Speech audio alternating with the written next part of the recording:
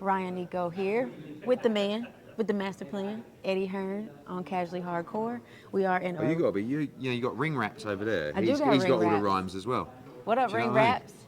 Slash So he's Lori. gone a bit lost for Slash words for the first Lori. time. Yeah, Lori. yeah, No, wait. yeah. So Yeah. listen. I'm just Bob. So on this, this is not even boxing, y'all. On this topic though, like I was asking Lori, like I say Lori. That's how I say it. I'm from St. Louis, Missouri. But if I say Lori to try to say it like he says, is that an insult? Like, is that mocking? What is that? Like, if I'm trying to. Oh, I think you got to speak your way, haven't you? Do you know what I Yeah. mean? I like the Louisiana twang. You know? Okay, you like that, Yeah. baby. Actually, the last time we talked, you were saying "What up, though" in Detroit. though? You know, Yeah, you yeah, got yeah, it yeah. down. So Eddie has definitely resonated with Detroit and all the American slang. We are here in Orlando, though. How has it been? You're hot. Yeah, I You're think cold. that Orlando is one of those places. I mean, Orlando is a place that I come as a kid Oh, to go okay, to Disneyland, okay. but I just Yeah. feel like I'm just going to tell you what's in my mind. You can tell me if I'm completely wrong. Okay. Does it struggle with its own identity, Orlando? Like, is it because of Disneyland and because of, like, I'm trying to come to terms with who lives in Orlando. Who lives Do you in know what I mean? Orlando? Like last Yes. night we went to the School of Hard Knocks gym. Okay. It was unbelievable. Like there was so much young talent there, and I was shocked. Like I walked in, and it looked like it felt like a gym in, I don't know, Mexico City or wherever, and I was like, Okay. oh wow, this is Orlando. Like, do you know what I'm Yeah. saying? So I do- I think actually- every market that we go to, like Detroit, easier to understand. I think I understand that city. Orlando, like Miami, I get it. Right. Orlando, But isn't it sometimes though when you're like in the middle, right? Like we're not surrounded by water here in Orlando. So when you're in the middle, maybe there is that like middle child syndrome where like you lose that identity or you have to struggle to find it. Yeah. So Orlando, we'll be on the lookout to see what your identity is. I like Orlando. Don't I get me love wrong. I love I know. Orlando. We're having a But, good time. Plus, yeah. you're at a very cool resort or resort-like great, isn't it? hotel.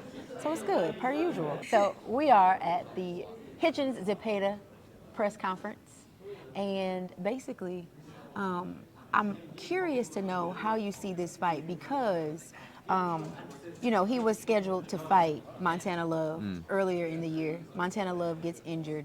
And is this a substitute fight? Is this a test for Hitchens? I think it's How do you- on paper it might be a tougher fight. I mean, look, Zepeda arguably beat Ramirez. It was a very close fight. He gave Regis Prograis a tremendous fight as well.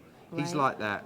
I don't want to be disrespectful in the gatekeeper, but he's like just good enough to win a world title, but unfortunately Right. hasn't yet. And then you He got said bad luck. yeah, but then you got Hitchens, who if you listen to him, think he's the next coming of God. Do you know what I mean? Like he's Very so confident. intelligent. His boxing IQ is incredible.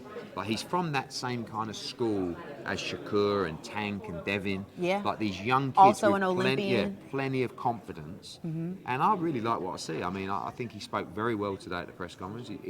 It's confidence, but it's believable. Yeah. And you may just see him do a Doing job some on things. Zepeda and something impressive enough for you to say, wow, like he could actually fight Devin and Regis and Tank and all these guys, because that's what he believes. Yeah. He believes he's from that same mould, that same era, and we may just see a sleeping giant of the division.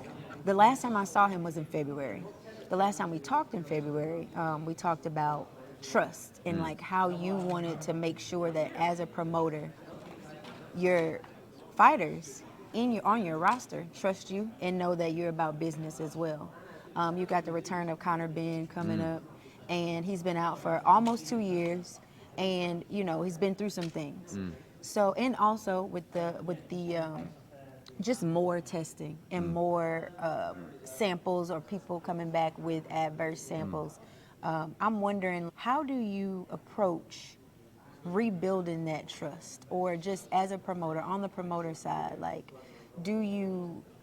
how do you I guess just suggest to rebuild or keep the relationship amicable when you have such adverse things happen with boxers? We are really the only promotional company that are testing at a significant level.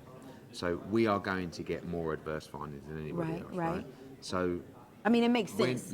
when a fighter that has an adverse finding, forgetting like boxing, you have to make your own decision Yeah. whether you think that fighter is innocent or guilty. Now that can change once you've seen scientific information. That can change when you've looked them in the eye and had them in your office half a dozen times crying. And, you know, I made a decision with Connor Benn, who I'm quite close to anyway, that I completely believe him. And over the last year and a half, I've taken not as much shit as him, but nearly as much by backing him. Yeah. Where sometimes it's easier just to go, listen, I'm supporting you, but you have to deal with this. Do you know what I mean? So, Yes. and I think 9 out of 10 guilty people in that situation are going to say they're innocent. So you can't just take the word of someone that says, yeah, Right. at the end of the day, this is science. Yeah. This has been found in your body. So we have to get to the bottom of it, Investigate. and you have to investigate. So, you know, it's not, I don't feel like as a promoter you should just back every fighter that you have who has an adverse finding. Like, you need to Right. do your own investigation, you need to speak to them. You need to give them the support they need to have an opportunity to clear their name. Okay. That goes with Alicia, you know, Yes. that goes with Connor Benn, that goes with anybody else. Like, every fighter needs an opportunity to go through a process to clear their name. Got it. You know, when you look at Alicia, my reaction is I believe Alicia, you know, but same what we said with science, that wasn't a test that was just made up out of thin air. That happened. Let's get to the bottom of why that happened. Got Do you know what I it. mean? And Yes. listen, I don't know the percentage of people that are actually guilty from an adverse finding. It's a lot more than those that are negative. But for the ones that are innocent, but the ones that are innocent, it's a horrific position to be in. You imagine that you haven't taken anything deliberately to cheat. Now your career is in tatters, your reputation is in tatters. Financially, you have to go and fight this case with lawyers and science and stuff like that. And that's the situation Connor Benn's been in for like a year and a half, spending hundreds of thousands on scientists and lawyers to try and prove his innocence. Right. So is having him on this card, is that like clearing his name on from a promoter side? He went through the WBC hearing. They reinstated him in the rankings. He went through the British Boxing Board of Control. He won the case with them. They cleared his suspension. So now, effectively, he's free to fight. The problem is, once you have those findings, people are always going to presume you're guilty. So it's like, there comes a point in the end where you just have to get on with it. Got it. You know, it's Get been it. 18 months. He's been cleared to fight. Fight. You know, you can't worry too much in life about people liking you or, you know, thinking this and thinking that. So, you know, he needs to go back to work. Okay. And that's what he's doing this weekend.